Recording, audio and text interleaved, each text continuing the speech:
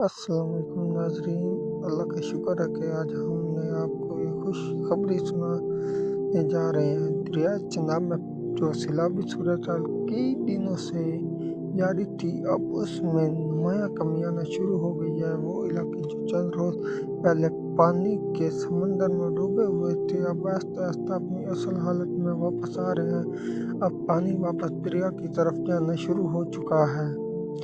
یاد رہے کہ پچھلے دنوں دریا چناب میں پانی کی سطح خطرناک حد تک پہنچ گئی تھی۔ ہیڈ مرحلہ سے لے کر جھنگ، شورکوٹ، احمد پور سیل اور مظفر گڑھ تک ہزاروں دیہات مکمل طور پر زیر آب آ گئے تھے۔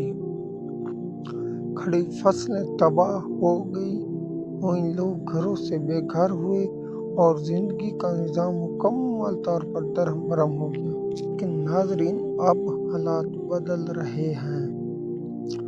پانی کم ہونے کے بعد لوگ دوبارہ اپنے گھروں کی طرف لوٹنے لگے ہیں۔ وہ بچے جو کئی دنوں سے اراضی ٹھکانوں میں تھے، اب واپس اپنے گھروں میں کھیل کود رہے ہیں۔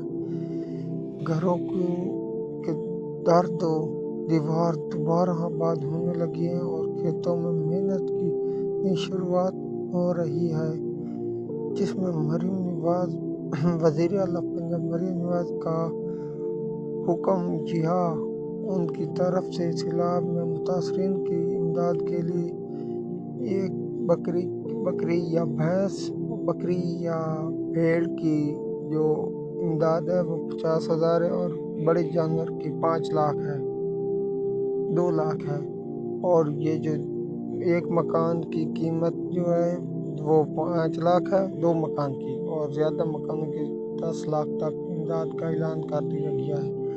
اگرچہ سیلاب نے بہت نقصان پہنچایا، لیکن اب لوگوں کا حوصلہ کم نہیں ہوا۔ گھر ٹوٹ گئے، مال مویشی بہہ گئے، کھیت۔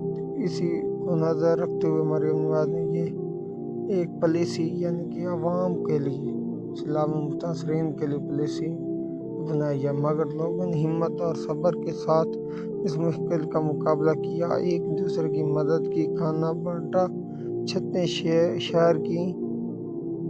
یہ ہے اصل پاکستانی قوم کی پہچان۔